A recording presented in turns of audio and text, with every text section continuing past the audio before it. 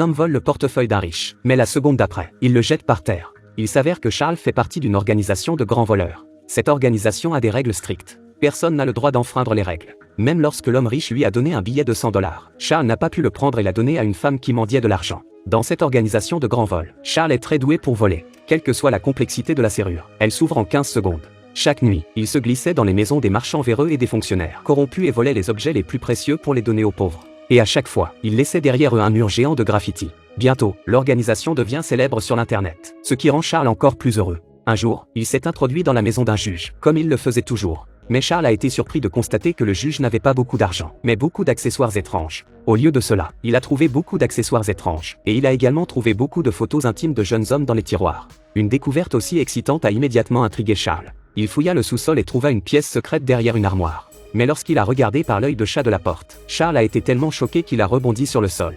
Alors que Charles était encore en état de choc, les lumières de l'étage se sont soudainement allumées. Le propriétaire de la maison est revenu. Le juge avait reçu une alerte de sécurité sur son téléphone portable. Il s'est donc précipité chez lui pour vérifier. Mais comme rien ne manquait, le juge a pensé que l'alarme fonctionnait mal. Mais lorsqu'il a levé les yeux par hasard, il s'est rendu compte que le cadre floral accroché au mur était de travers. Il est désormais certain que la maison a été cambriolée. Charles s'est glissé par la porte arrière et s'est caché sur le sol. Charles, qui travaille dans le secteur depuis de nombreuses années, n'a jamais eu aussi peur qu'aujourd'hui. Il vient en effet d'assister à une scène horrible, celle d'un homme enchaîné, battu sur tout le corps et complètement dépouillé. De retour chez lui, Charles se précipite pour faire un rapport à la police. Mais comme la pièce secrète est trop cachée, 2 officiers de police n'ont rien trouvé d'anormal. Charles, qui attendait sur la touche, est donc très ennuyé. Étant un grand voleur avec un fort sens de la justice, Charles a immédiatement décidé d'agir lui-même. Le soir, il s'introduit à nouveau dans la maison du juge et se cache dans une armoire au sous-sol. En voyant le juge entrer dans l'armoire, Charles se dit que l'occasion de se mettre en valeur est enfin arrivée. Il prend une arme et se précipite vers la chambre. Pour la première fois de sa vie, un homme fait quelque chose d'héroïque, mais malheureusement il tombe.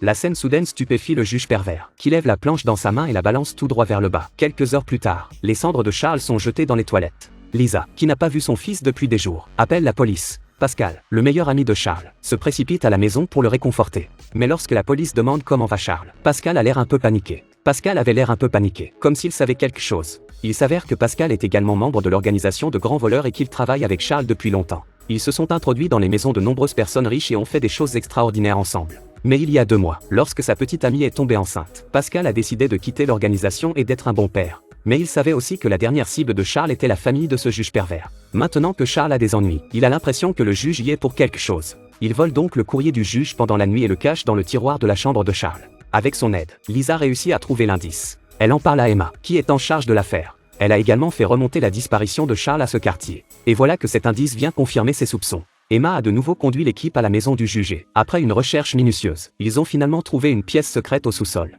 Mais lorsqu'il y pénètre, il constate qu'elle a été nettoyée et qu'il n'y a aucune trace du meurtrier retenu en captivité. Mais Emma, en bonne connaisseuse, se rend compte que l'œil de chat sur la porte ne peut être vu que de l'extérieur, ce qui l'alerte immédiatement sur le fait qu'il n'y a pas d'explication raisonnable. Voyant qu'il n'y avait pas d'explication raisonnable, le juge est devenu furieux et a dit qu'il pouvait prétendre ce qu'il voulait. Emma a finalement mis la main sur le juge et l'a emmené au poste de police sur le champ. Mais elle ne savait pas que c'était exactement ce que le juge avait prévu. Comme le commissaire de police et lui sont amis depuis des années, il a été libéré sur le champ en moins d'une demi-heure. Déçue par la police, Lisa décide de mener sa propre enquête. Ce qu'elle ne sait pas, c'est que le juge a déjà tout découvert sur elle. Il ne faisait que la tirer dans un piège. Lisa était prête à passer à l'action ce soir. Mais elle sait qu'elle ne peut pas le faire seule. Alors elle supplie Pascal de l'accompagner. Mais Pascal refuse pour le bien de sa famille.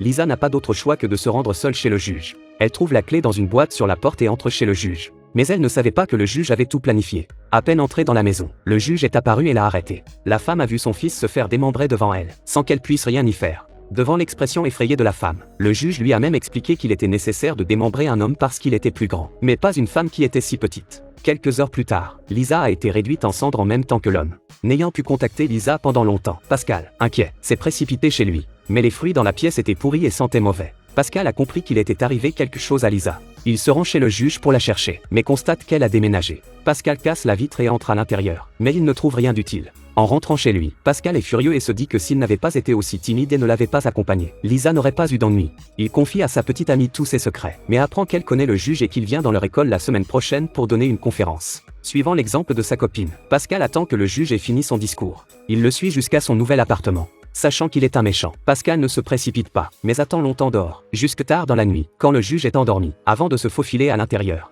Il a trouvé un bâton en bois et a essayé d'attaquer le juge, mais il a marché sur le sol et a fait du bruit. Le juge est également très sensible. Il se lève immédiatement et attaque Pascal. Les deux luttent, mais Pascal est encore jeune et fort, et il met le juge au sol en quelques secondes.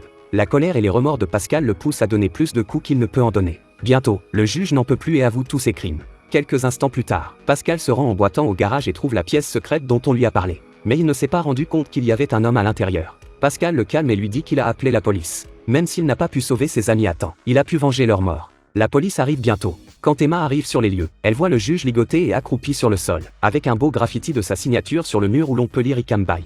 Charles n'est peut-être plus, mais son esprit chevaleresque sera certainement transmis à d'autres.